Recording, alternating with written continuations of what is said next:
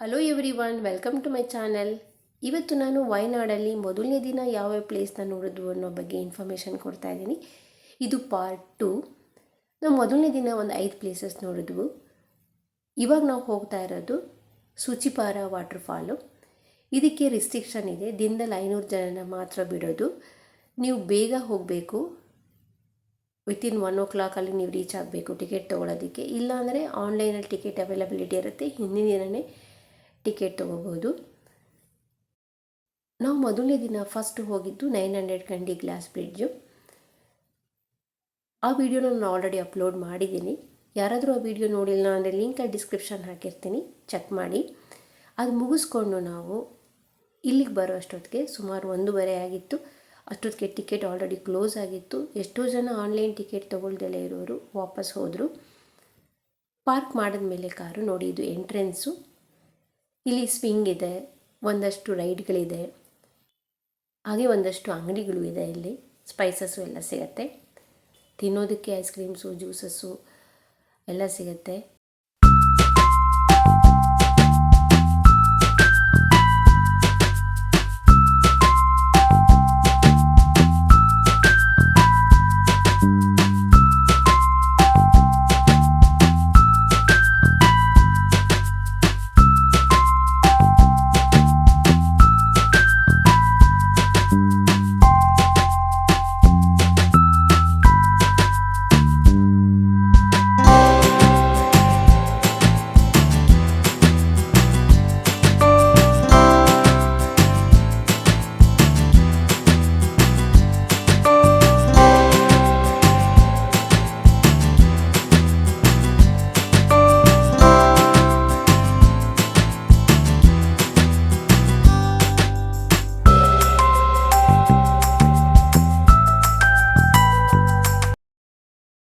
ಟಿಕೆಟ್ನ ನೀವು ಎಂಟ್ರೆನ್ಸಲ್ಲಿ ತೊಗೋಬೇಕು. ಈವನ್ ಆನ್ಲೈನಲ್ಲಿ ಟಿಕೆಟ್ ತೊಗೊಂಡಿದ್ರು ಅಷ್ಟೇ, ಎಂಟ್ರೆನ್ಸಲ್ಲಿ ತೋರಿಸಿ ಅವರೊಂದು ಚೀಟಿ ಕೊಡ್ತಾರೆ, ಅದನ್ನು ತೊಗೊಂಡು ಬರಬೇಕು.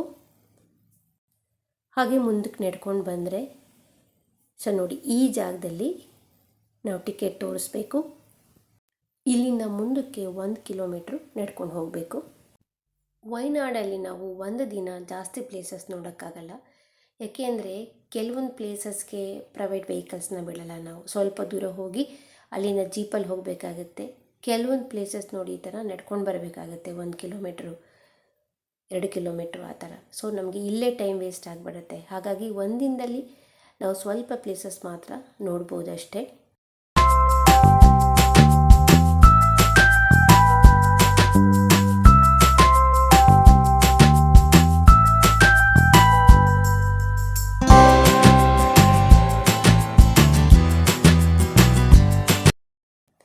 ನೋಡಿ, ಸ್ವಲ್ಪ ದೂರ ಈ ಥರ ಕಲ್ಲುಗಳಿದೆ, ಅದಾದಮೇಲೆ ಸ್ವಲ್ಪ ದೂರ ಈ ಥರ ಮೆಟ್ಲುಗಳಿದೆ. ಆದಷ್ಟು ನೀವು ಇಂಥ ಕಡೆ ಶೂ ಹಾಕ್ಕೊಂಡು ಬಂದರೆ ಬೆಸ್ಟು ನಡೆಯೋದಕ್ಕೆ. ಅಲ್ಲಲ್ಲೇ ಸ್ವಲ್ಪ ಬೆಂಚ್ಗಳನ್ನ ಹಾಕಿರ್ತಾರೆ, ಸೊ ಸುಸ್ತಾದರೆ ಕೂತ್ಕೋಬೋದು. ಮತ್ತು ಅಲ್ಲಲ್ಲೇ ನೀರು ಇಟ್ಟಿರ್ತಾರೆ, ಕುಡಿಯೋದಕ್ಕೆ ನೀರು ಕುಡಿಬೋದು. ಮತ್ತು ಈ ಥರ ರೈಲಿಂಗ್ಸ್ ಇರುತ್ತೆ, ವಯಸ್ಸಾದವರೆಲ್ಲ ಈ ಥರ ಇಟ್ಕೊಂಡು ಬರ್ಬೋದು.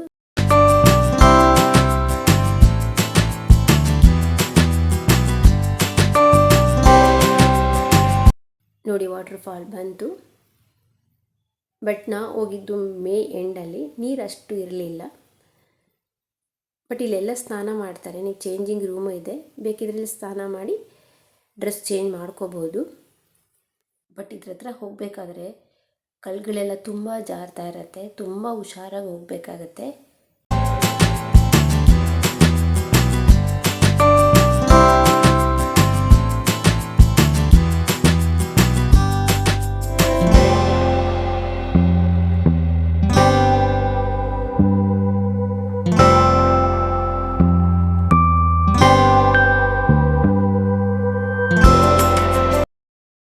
ವಾಟರ್ಫಾಲ್ ಆದಮೇಲೆ ವಾಪಸ್ 1 ಕಿಲೋಮೀಟ್ರ್ ನಡ್ಕೊಂಡು ಬಂದವು. ನೆಕ್ಸ್ಟ್ ನಾವು ನೋಡಿದ್ದು ಜೈಂಟ್ ಗ್ಲಾಸ್ ಬ್ರಿಡ್ಜು. ಅದು ಇಲ್ಲೇ ಇದೆ, ಎಂಟ್ರೆನ್ಸಲ್ಲೇ ಇದೆ. ಸೊ ಇದಕ್ಕೆ ನೀವೇನು ಆನ್ಲೈನ್ ಟಿಕೆಟ್ ತೊಗೊಳ್ಳೋ ಅವಶ್ಯಕತೆ ಇಲ್ಲ, ಅಲ್ಲೇ ಟಿಕೆಟ್ ಕೊಡ್ತಾ ಇರ್ತಾರೆ, ತೊಗೊಂಡು ಒಳಗಡೆ ಹೋಗ್ಬೋದು. ಇಲ್ಲೆಲ್ಲ ಸ್ಪೈಸಸ್ ಅಂಗಡಿಗಳಿರುತ್ತೆ, ಸ್ಪೈಸಸ್ ಎಲ್ಲ ಸ್ವಲ್ಪ ಚೀಪ್ ಇರುತ್ತೆ, ನೀವು ತೊಗೊಂಡು ಹೋಗ್ಬೋದು.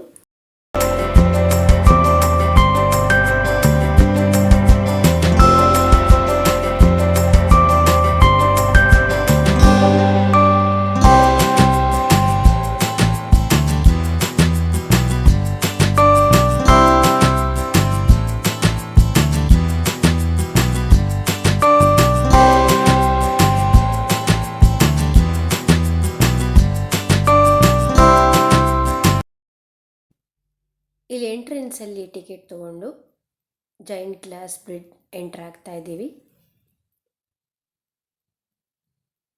ಇಲ್ಲಿ ನಮ್ಮ ಸ್ಲಿಪ್ಪರ್ಸು ಮತ್ತು ಶೂಸ್ ಎಲ್ಲ ಬಿಟ್ಬಿಡಬೇಕು. ಇಲ್ಲಿ ಬರೀ ಕಾಲಲ್ಲಿ ಹೋಗಬೇಕು. ಶೂ ಮತ್ತು ಸ್ಲಿಪ್ಪರ್ಸ್ ಏನು ಅಲೋ ಮಾಡಲ್ಲ ಮೇಲೆ.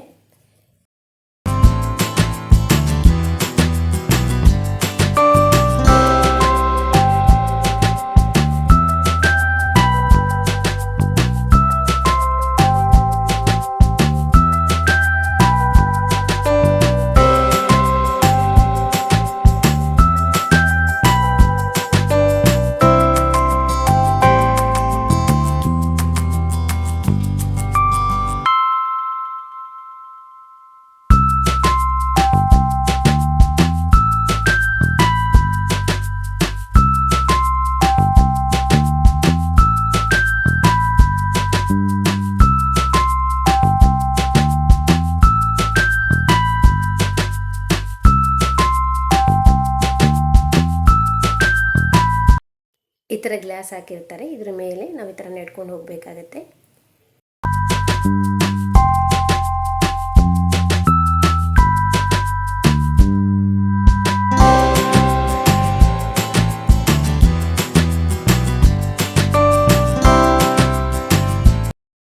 ಇದ್ರ ಮೇಲಿಂದ ನೋಡಿದ್ರೆ ವ್ಯೂಸ್ ತುಂಬ ಚೆನ್ನಾಗಿದೆ.